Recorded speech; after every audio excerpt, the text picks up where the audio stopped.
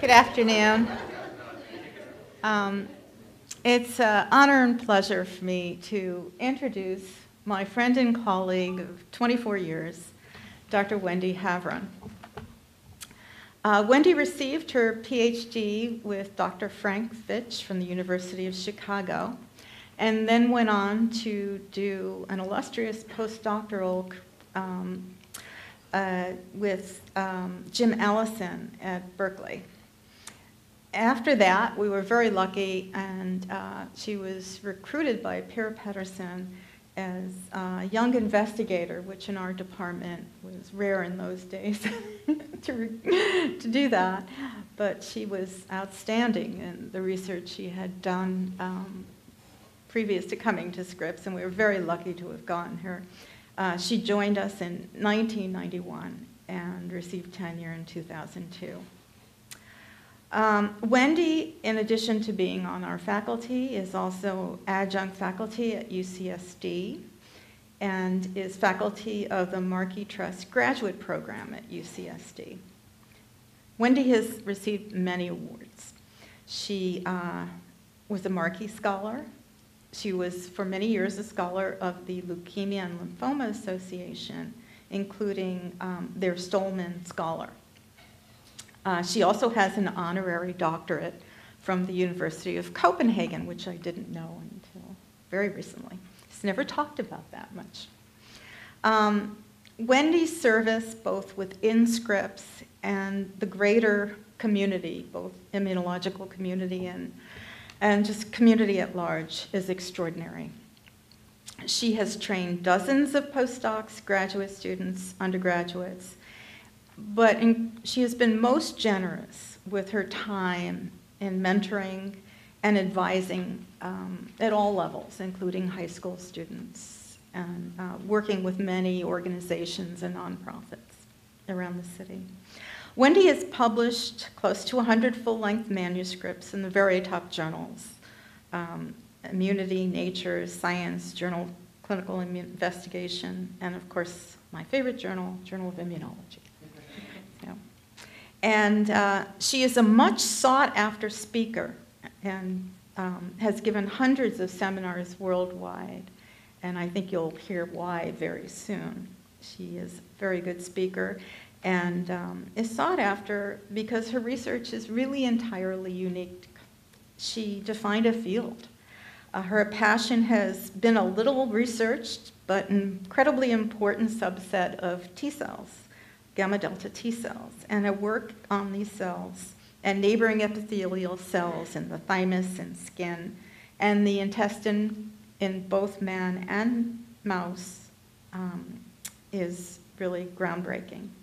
The focus of Wendy's lab has been on identification of molecules that have functional importance for gamma delta T cell development and function, and identification of specialized functions for epithelial resident gamma delta T cells, which are involved in tissue homeostasis and in tissue repair.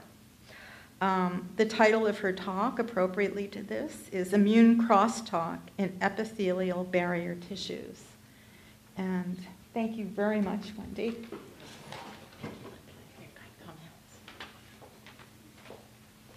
Thank you very much for the kind introduction. It's really been a privilege to work here for the past almost 24 years. Just have such wonderful colleagues and friends, and just access to really the best of trainees, and it's just been a wonderful experience. So I appreciate the opportunity to give you an update on the work that's ongoing in our lab. As Linda mentioned, I have a long-term interest in gamma delta T cells, and these are cells that really sit at the interface between innate and adaptive immunity. They have a rearranged antigen receptor, which clearly makes them an adaptive immune cell. They are a T cell. However, many of their properties are more similar to innate type cells. These cells appear to be very rapid responders to things like tissue stress rather than having a highly specific recognition that takes much longer. So why are they called gamma delta T cells? Well, the T cell receptor is what a T cell uses to see its antigen and become activated. And for a gamma delta T cell, the T cell receptor chains are gamma and delta, while with alpha beta T cells, they use alpha and beta T cell receptor chains. And alpha beta T cells are really the most characterized T cells because when you look at traditional lymphoid organs, spleen, thymus, lymph nodes, peripheral blood, the vast majority of T cells use an alpha beta T cell receptor, and very few of these are gamma delta T cells. However, lymphoid tissues are really not the only place where T cells are found. And in recent years, it's become very clear that the body barrier tissues, so the epithelial and mucosal tissues that are really the first point of contact between the immune system and environment, all contain resident populations of lymphocytes. And in particular, there's a resident population of gamma delta T cells in all epithelial tissues of all species. And it's been calculated just for human skin, the number of T cells in human skin exceeds the number of circulating T cells. And it's estimated that about 90% of the B and T lymphocytes in the body reside in these epithelial and mucosal sites. And that's in part because they have very large surface areas. So we and others have shown that these cells play important roles in tissue homeostasis during tissue repair in response to injury, in response to inflammation, malignancy, as well as infection. And we think they really function as a first line of defense in these barrier sites. And although the antigens are recognized by the T cell receptors are largely unknown, interestingly, they often express tissue-specific T cell receptors. And that's really demonstrated here. Many years ago, actually, when I was a postdoc, we found that individual gamma and delta T cell receptor variable region genes are rearranged and expressed in an order manner during development. So this is looking in the thymus during mouse gestation. And the very first T cells that rearrange and express an antigen receptor are gamma delta T cells. And cells bearing this particular gamma delta T cell receptor migrate out of the developing thymus. They go to the skin epidermis where they take up residence and persist. And the only place in the animal, adult animal, that you see use of this particular T cell receptor is in the epidermis. Similarly, there are other waves of gamma delta bearing T cells that migrate to reproductive epithelium, lung, intestine, and other sites. And so this leads to this sometimes exclusive use of particular T cell receptors in certain tissues or preferential use. And we think that's probably telling us something about both their antigen specificity and their function. And so as Linda mentioned in the lab, we focus mainly on the skin-resident gamma delta T cells, although we have quite a bit of data on intestinal resident cells as well. And so for the focus today, I'll only be talking about skin-resident gamma delta T cells. This is what they look like. They have this beautiful morphology. Normally T cells in the blood and lymphoid organs are round, sort of boring-looking cells. But here in the epidermis, they have this beautiful dendritic morphology. So this is an epidermal sheet from mouse skin stained with an antibody to the gamma delta T cell receptor. And what you can see first off is there are an awful lot of these cells. And again, they're really quite pretty. And these aren't the only cells in the epidermis, obviously. They're in close contact. Now they're shown in green. They're called dendritic epidermal T cells because of that morphology. And you can see they're in close contact with neighboring dendritic lineage cells, the Langerhans cells shown in red, as well as keratinocytes, the epithelial cells of the skin.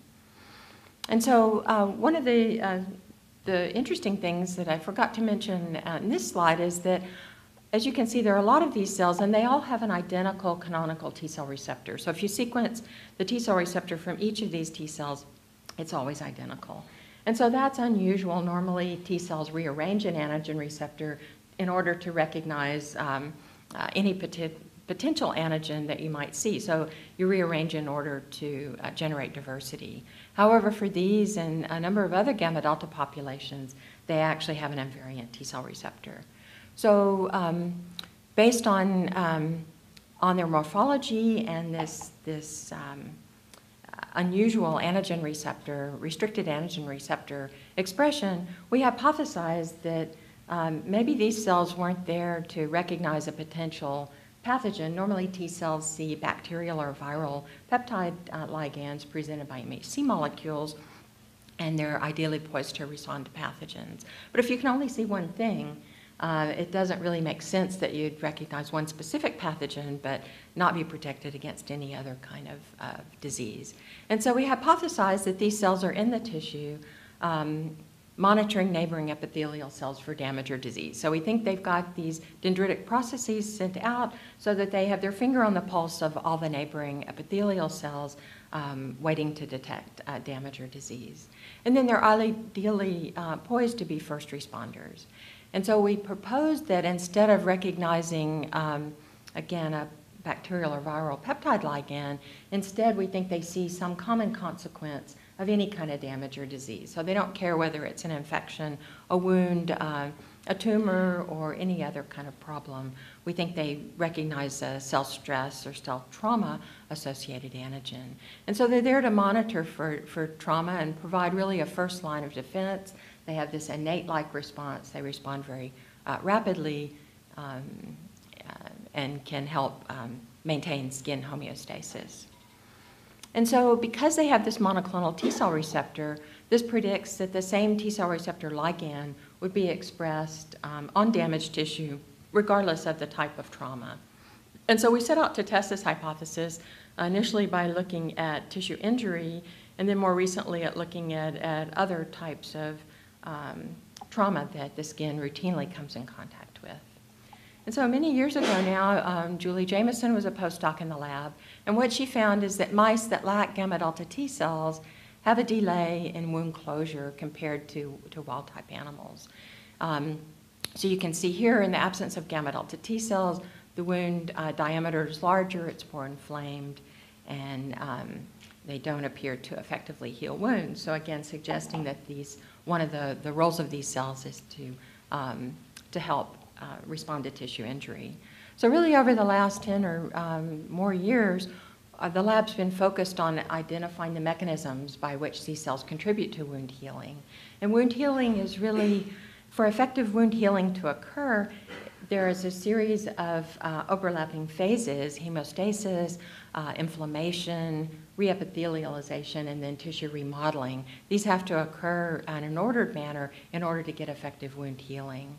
And what we've shown over the last few years is that these skin-resident gamma delta T cells can produce growth factors that help with tissue reepithelialization, so they can cause proliferation of keratinocytes to basically fill in that wound or the hole in the skin.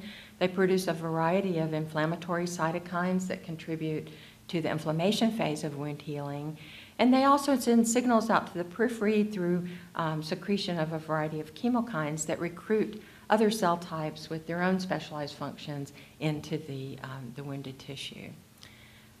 And so we know a lot about how they contribute to wound healing, but what we've really been lacking is information and identification of some of the molecules that tell the cells that there's a problem in the skin and initiate their wound healing functions.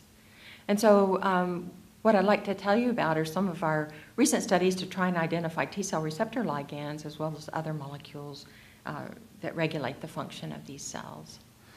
And then I'll also at the end talk a little bit about relevance of these mouse studies for human wound healing. So just again to remind you, all of these gamma delta T cells have an identical T cell receptor, and so one of the approaches that we've taken to try and identify ligands for the T cell receptor is to use this molecule itself. And Kiyomi Komori was a PhD student in the lab, and she undertook what was a very difficult project to try and make a soluble form of this T cell receptor. She used traditional methods by removing cytoplasmic and transmembrane regions and replacing with acidic and basic zipper motifs to facilitate making the heterodimer. And she put a biotinylation tag on one tail.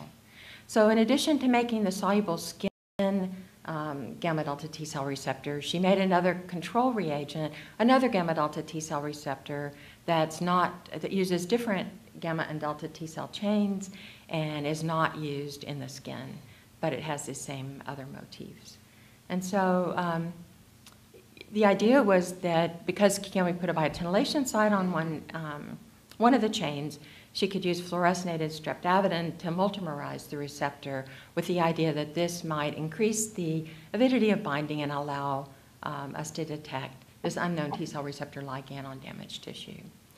And so the hypothesis was, actually Julie showed some time ago that when you make a full thickness punch wound in the backs or ears of mouse skin, the gamma delta T cells around the wound edge, actually better shown up here in panel B, they actually retract their dendrites and round up, compared to those distal to the wound that, again, have this highly dendritic morphology.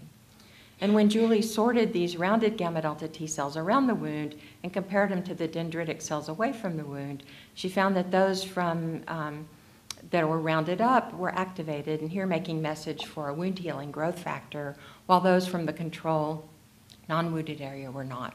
So this rounding up of the T cells correlates with their gaining an activated functional phenotype. So we hypothesized that potential T cell receptor ligands would be expressed in this area where the gamma delta T cells round up and become activated and not away from the wound. And this is what Kiyomi found. This is a number of images merged together so that she can look proximal to the wound, shown here on the upper right side, as well as distal to the wound. And the color scheme is binding of this soluble T cell receptor tetramer reagent, or what we think is T cell receptor ligand, is shown in pink, gamma delta T cells are in green, and nuclei of keratinocytes in blue. So what I think you can appreciate is that when you look close to the wound edge, this is about 2 hours post-wounding, you can see this pink punctate staining on the keratinocytes, and as you move away from the wound, that diminishes. As early as 2 hours post-wounding, some of the gamma delta T cells are already starting to round up and gain that activated phenotype. When Kiyomi did a time course, you can see even as early as 1 hour post-wounding, there's a little bit of this T cell receptor ligand expressed right at the wound edge.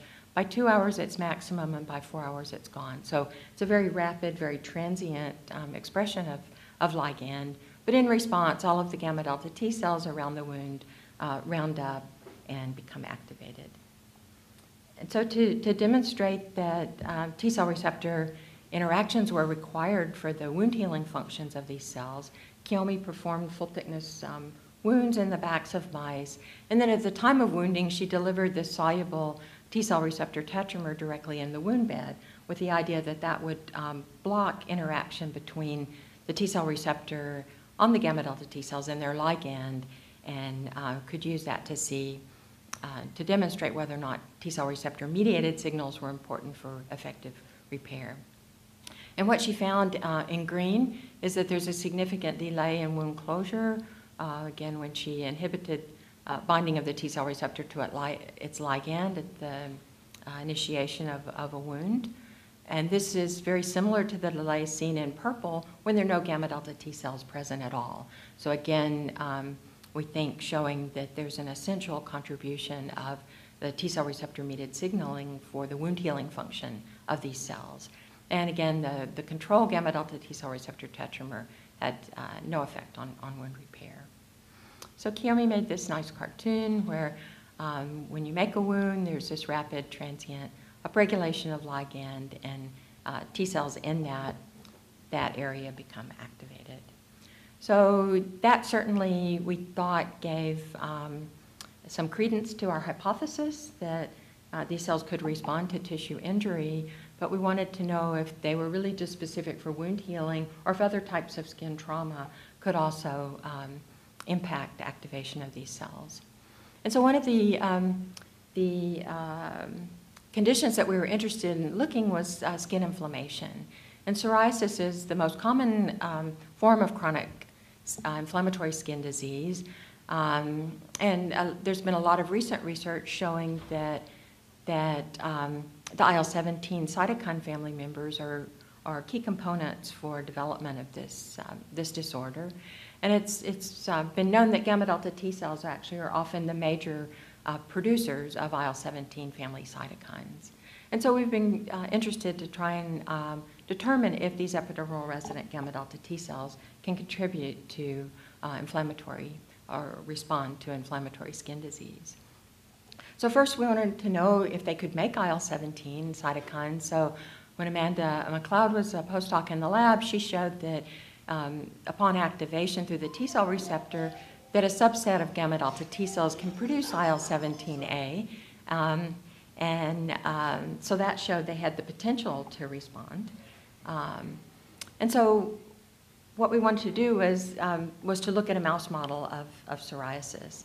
And there are a couple of models. Most of them really don't completely mimic the human disease, but one that's been used frequently is where you use a TLR agonist, imiquimod, and by daily painting it on the skin, mice can develop a disorder that contains many of the same features of the human disease.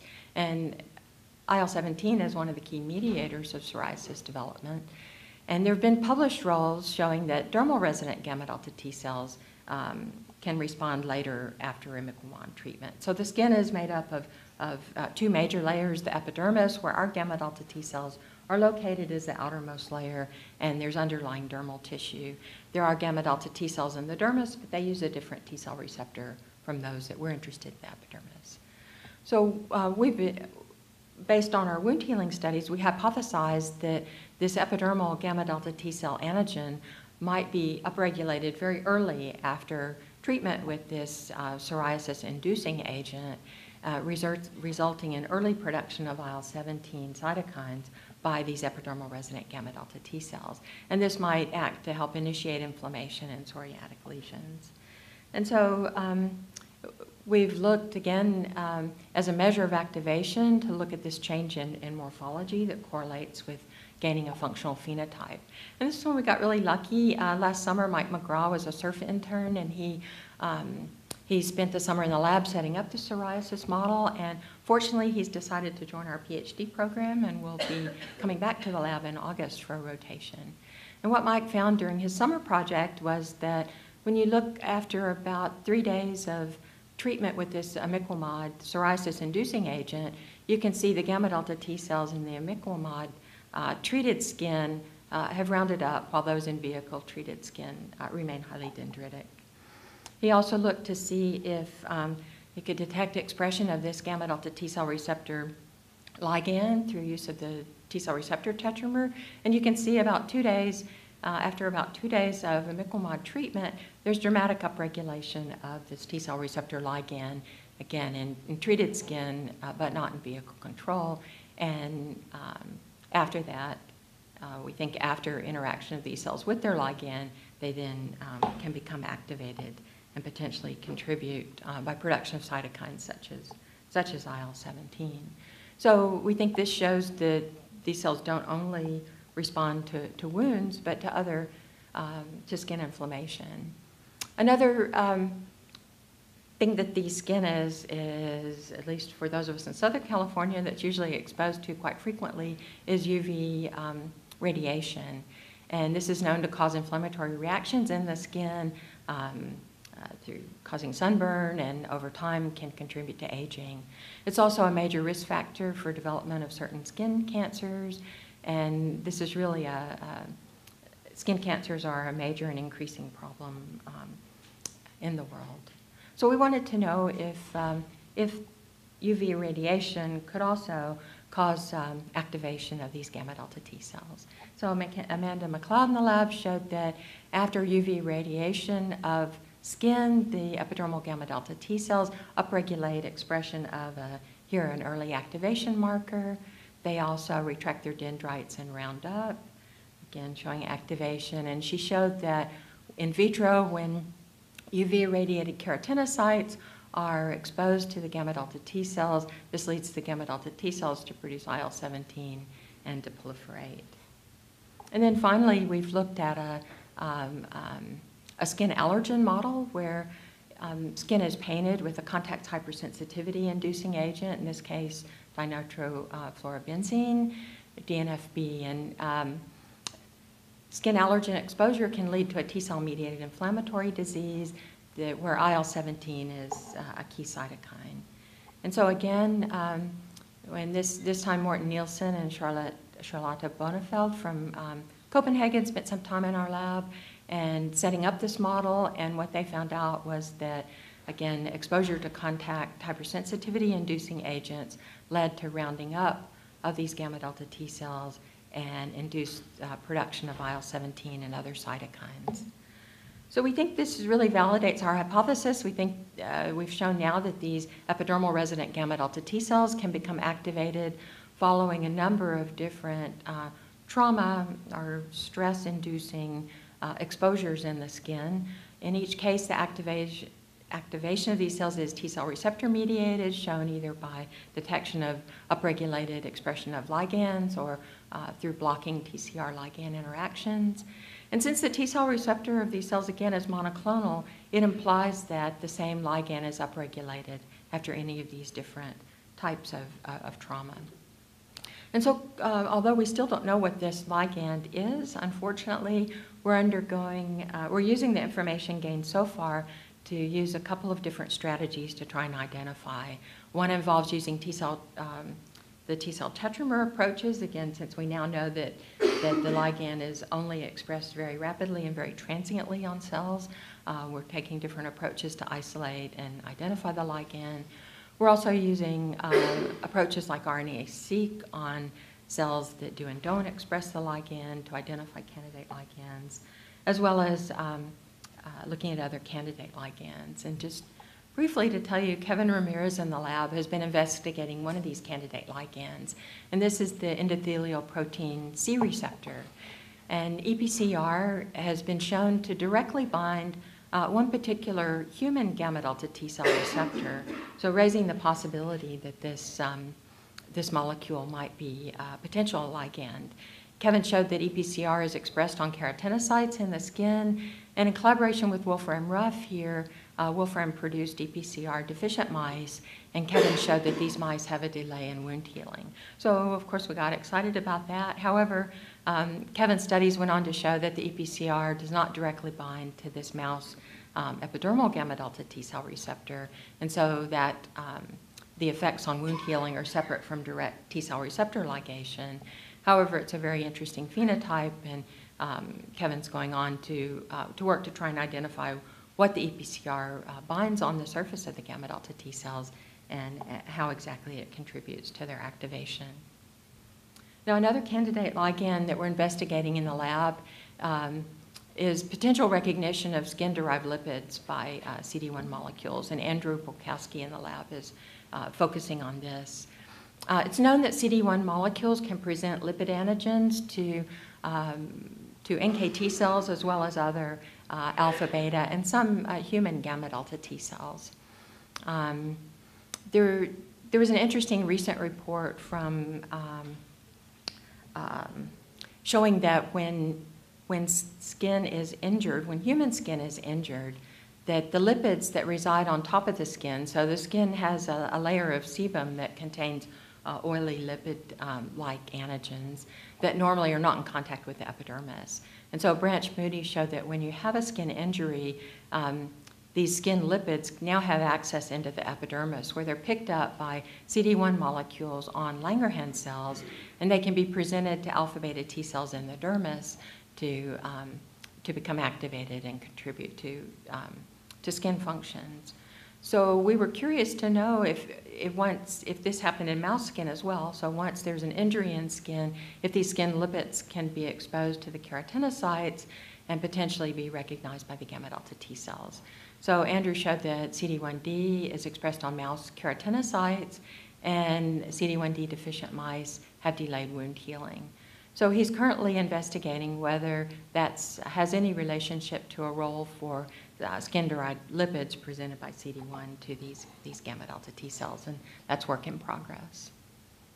So we've shown now that for a number of different types of skin trauma, we think, again, this same unknown ligand gets upregulated to activate gamma delta T cell functions. But is activation through the T cell receptor sufficient for wound healing and other contributions of these cells? What about other molecules in addition to T cell receptor and T cell receptor ligands that might activate gamma delta T cell function? Well, we were intrigued by this dramatic change in morphology that is so characteristic of activation of these cells, and Debbie Witherton in the lab has identified a plexin-semaphorin interaction as being as regulating that cell shape change. And plexins and semaphorins are best characterized as providing directional cues to developing neurons. They can regulate cytoskeletal remodeling through coupling to Rho GTPases. And Debbie showed that the semaphorin 4D, also known as CD100, is expressed on all T cells, including gamma delta T cells, and it's upregulated when they get activated.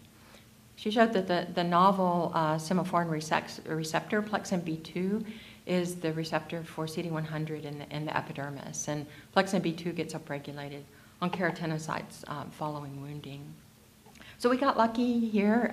Hitoshi Kikutani had knocked out the semaphorin, and Mark Tessier-Levine had knocked out the plexin molecule, and they very generously gave us their mice, where Debbie found in the absence of CD100 and Plexin B2 interactions, there are delays in wound closure.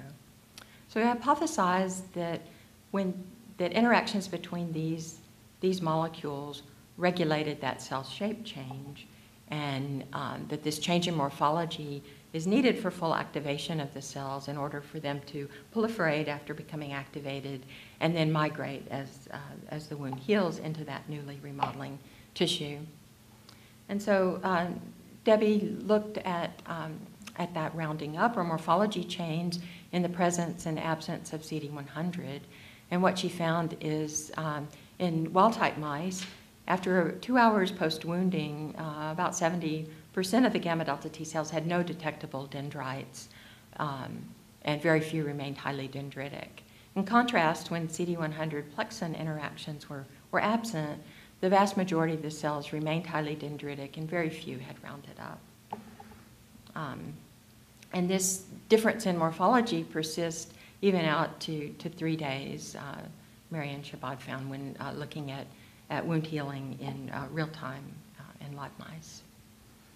So Debbie has shown that it was normally thought, or previously thought, that semaphorins signal to plexins in order to cause plexin-mediated signaling and morphology changes, but Debbie showed that actually it's a two-way interaction, and that the ligation of the semaphorin CD100 led to rapid transient phosphorylation of ERK and dephosphorylation of cofilin. And if she pre-incubated the gamma delta T cells with an ERK inhibitor, this inhibited that morphology rounding up change. So we've identified a new receptor ligand pair that certainly regulates one of the hallmark morphology changes that we see as these cells become activated in the skin. But what about other functions? So for alpha-beta T cells, it's known that signals through the T cell receptor alone are not sufficient for full activation. You need a second or co-stimulatory signal that's often provided by a classical co-stimulatory molecule called CD28 when it interacts with its partner. Well, what we know is that these epidermal gamma delta T cells don't express CD28, and keratinocytes don't express B7. So we hypothesized that there might be other molecules that could provide co-stimulation to gamma delta T cells if they need co-stimulation at all. And it's previously been shown that these epidermal gamma delta T cells do express NKG2D, which is known to be an activating molecule on several different cell types. And David Rollet and Adrian Hayday both showed that skin tumors upregulate NKG2D ligands.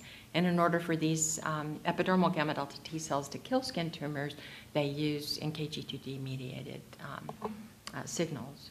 However, we've been unable to show a role for these interactions in the wound healing function of these cells. And instead, Debbie with the TINS identified two junctional adhesion molecules that act as co-stimulatory molecules for gamma delta T cells. And these are called JAML, or junctional adhesion molecule-like protein. This is expressed on the epidermal gamma delta T cells. It's upregulated when they get activated, and it binds to the coxsackie adenovirus receptor, or CAR, that's expressed on keratinocytes. And CAR is also a member of the junctional adhesion molecule family, and JAMs tend to bind other JAMs. We were fortunate to collaborate with Petra Verdino and Ian Wilson's group and get structural data on how JAML and CAR bind, and Petra and Debbie did a nice series of structure function studies to look at critical residues that are a hallmark of how these molecules interact. So what's co-stimulation? Well, typically for T cells, signals through the T cell receptor, again, alone aren't sufficient. Signals through co-stimulatory molecules also don't cause activation, but when these are delivered together, they synergize and here cause proliferation of gamma delta T cells. And that's whether it's a soluble JAML ligand, the CAR, or an antibody to JAML, shown here in the open bars. So this looks like a classical co-stimulatory type interaction. So how does it work? Debbie and Petra found when they looked at the cytoplasmic region for JAML, it shared certain potential signaling motifs with this classical alpha-beta T cell co-stimulatory molecule CD28. And when they made a mutation in this tyrosine in this PI3 kinase binding motif, you can see that abolished PI3 kinase association, against raising the possibility or suggesting that JAML-CAR might deliver co-stimulatory signals to the gamma delta T cells in the same way that CD28 delivers co-stimulation to alpha beta T cells. And it not only co-stimulates proliferation of gamma delta T cells, but you can see it nicely co-stimulates cytokine production. And when Debbie blocked JAML-CAR interactions in vivo, you can see that there's a significant delay in wound closure, similar to when there are no gamma delta T cells there at all. So again, supporting the idea that co-stimulation provided by JAML signals is critical for the function of gamma delta T cells. So although we still don't know what the T cell receptor recognizes and whether it's seen directly or presented by a molecule like CD1, we hope the use of the strategies, ongoing strategies, will help us identify what provides that signal 1 to the T cell. But we have identified these 2 new receptor ligand pairs that are important for morphology changes, we think again to regulate cell migration during wound repair, or for co-stimulation of cytokine production. And as I mentioned, there's this other co-stimulatory molecule in KG2D that's important for the tumor killing function of these cells. And so we think actually that this is a potential way that a monoclonal T cell receptor bearing population could actually modulate their function in different settings. So if these co-stimulatory ligands are differentially upregulated in different settings, so wounding versus skin tumors, this may allow the cells to fine-tune their functional response to appropriately produce porphyrins and granzymes and kill tumors and make cytokines that help with healing when you have an injury. And so that's where we stand as far as looking in the mouse. We've been able to use these mouse models of skin disorders to identify new molecules and mechanisms for how these cells help maintain tissue homeostasis. But what about people? Do human skin T cells have similar functions in wound healing and other settings? And are some of the molecules we've identified in the mouse also important for human skin T cell function? And so this is actually an important issue because most species are like mice. When you look at the epidermis, the only T cells present are gamma delta T cells, and they all have a monoclonal T cell receptor population. But of course, people are different. And when you look at human epidermis, the vast majority of human epidermal resident T cells use an alpha beta T cell receptor. And depending on the person, 1 to 20% of the epidermal T cells are gamma delta T cells. And so we hypothesized that maybe in human skin, epidermal residence is what's important, and maybe both the alpha beta and gamma delta T cells can contribute to healing acute wounds. Gamma delta T cells in the mouse. And if that's true, then maybe these cells are either absent or dysfunctional when you have a chronic non-healing wound. So we've only been able to do these studies thanks to some really terrific clinical collaborators. We have a long-term relationship with Dr. Ross Rudolph here at Scripps Clinic. He provides skin that would, normal skin, otherwise be discarded from cosmetic procedures. We actually, because very little is known about human epidermal resident T cells, we don't know if there are contributions of age or anatomical location, if there are different numbers of T cells or different alpha, beta versus gamma delta populations. So we've been fortunate to have collaborations with Mike Shea at UCSD, who's provided adult neonatal foreskin samples, and Sheila Friedlander is a pediatric dermatologist at UCSD that's provided access to some normal skin from children. We have, again, a long-term collaboration with Mayor Tenenhouse at UCSD, and he's a wound surgeon, so we get samples from acute wounds. These are wounds that are healing well. They're usually major wounds that require some surgery for cosmetic reasons, and we defined acute wounds as 7 days or less post-wounding, as well as chronic wounded skin, and we define that as greater than 2 months without healing. And I don't have time to talk about it, but we have additional clinical collaborators that provide access, Dan Zelak here at Scripps Clinic, to squamous cell carcinomas and their precursors, actinic keratoses, and Tisa Hata at UCSD, as well as access to some samples from Janssen of psoriatic skin. And so those are things that we'll talk about in the future. So when we get skin, we either can analyze it by histology or by flow cytometry. If we do FACS, we separate the skin in, again, epidermis and dermis. Our main interest is in the epidermis, the outermost layer of the skin, but we can see gamma delta and alpha beta T cells in each of these tissues. For an individual patient, we always see increased gamma delta T cells in the epidermis compared to other tissues. And there is preferential use of a particular gamma B delta 1 T cell receptor chain by the gamma delta T cells in the epidermis, while typically T cells in the other sites use the V delta 2 T cell receptor.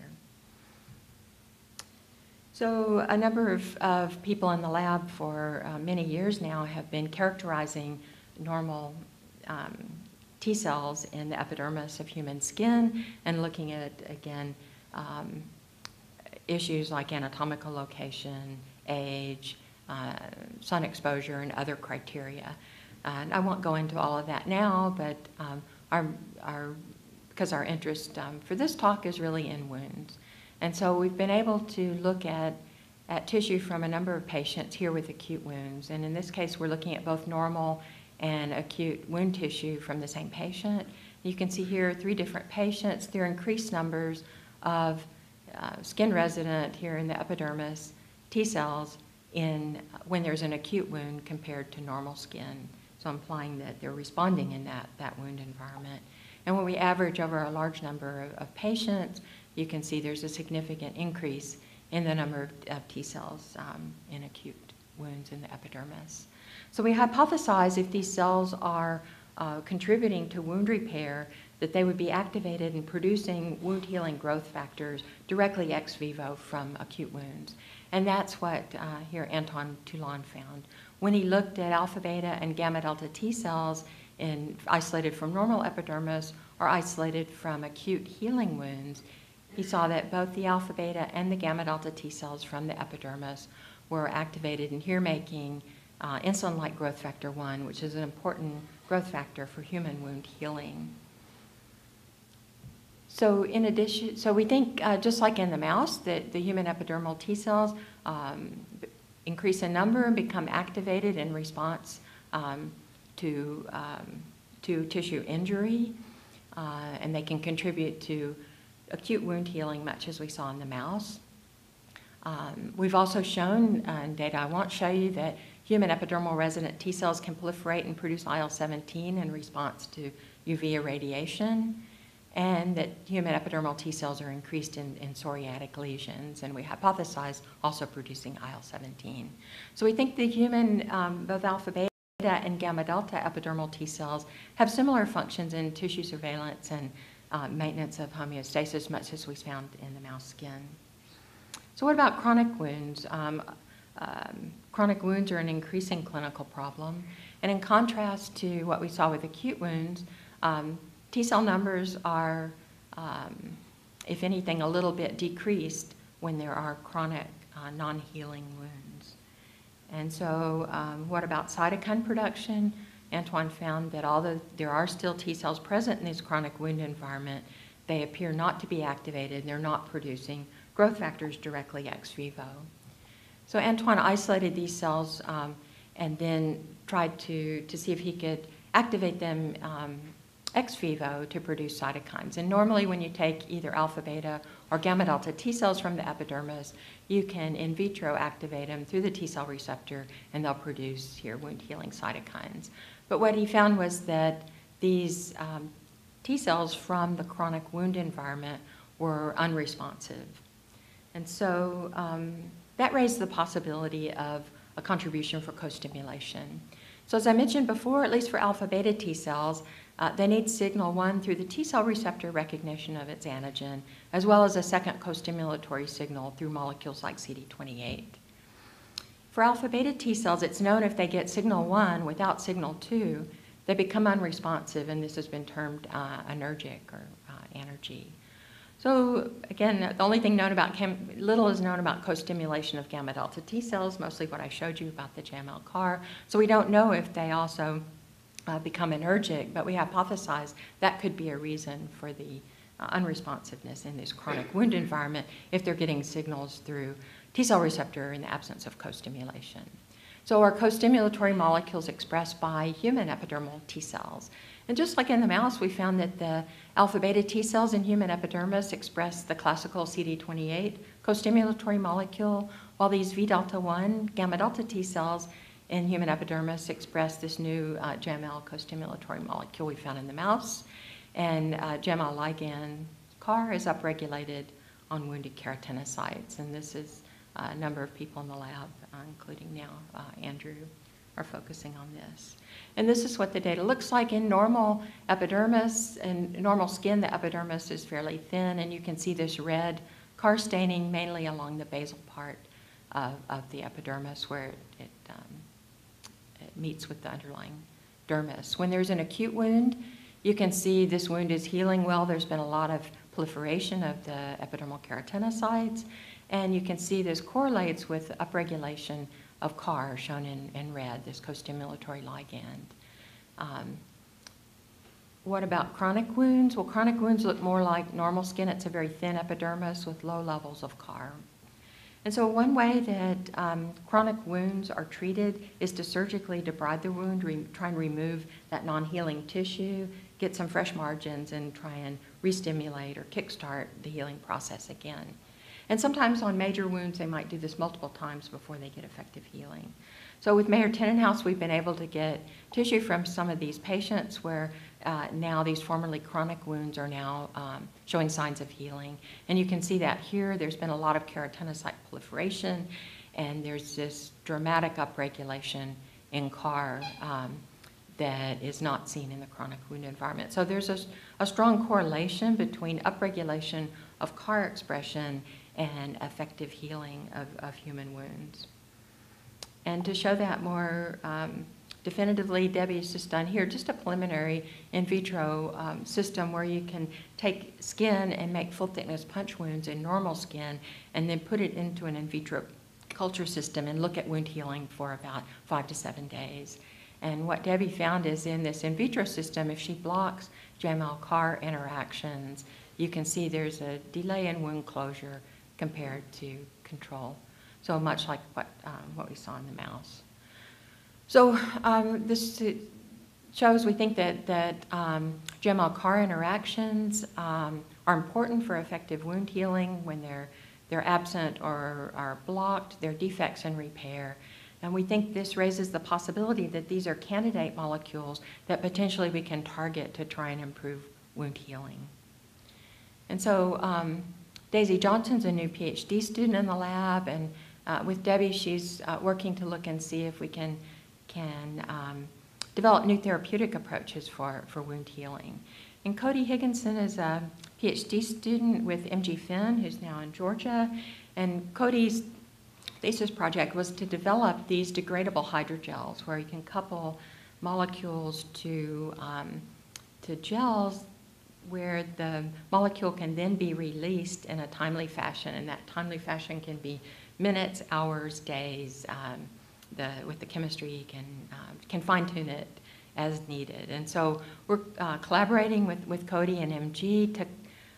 Daisy's been producing soluble JAML-Ligands, so soluble CAR or anti-JAML molecules, and coupling, MG's lab is coupling them to these degradable hydrogels so that we can deliver them into chronic wounds and provide a sustained local delivery of these co-stimulatory ligands to look and see if that will have positive effects on improving wound healing. So we're very excited about that possibility, and we think we've been able to use the mouse system to identify some candidate molecules that might be useful clinically for improving wound healing. But JAML-CAR might not be the right target, or there may be other molecules that are more effective, and so we're also trying to, by comparing normal T cells and keratinocytes, as well as those isolated from wounds that are healing well, to develop a genomic signature that is characteristic of effective wound healing, and then compare that to what we see in chronic wounds compared to these formerly chronic wounds that are now healing well, so that we can identify additional genes that might be dysregulated when healing is not working very well. And again, use this to identify more molecules that we can use to test to deliver therapeutic agents into chronic wounds. So chronic wounds are an increasing clinical problem. People with diabetes can develop these really terrible foot ulcers, and this is the leading cause of amputation in this country. In addition, elderly and disabled people with limited mobility often develop pressure wounds that can be very difficult to heal. So there's a lot of clinical interest in new therapeutic approaches to improve wound healing, and we hope that some of the strategies that we've developed and molecules that we've identified that might improve wound healing might also have efficacy in treating tumors or psoriasis or other types of skin inflammation, and in that way we can hopefully have an impact on skin-related diseases. And so none of this would be possible without really the great people that have come through the lab. I've been really fortunate over the years to have so many terrific people. Some of them are recent ones are shown here. And kind of in the back, you can't see her very well, so I made a bigger picture.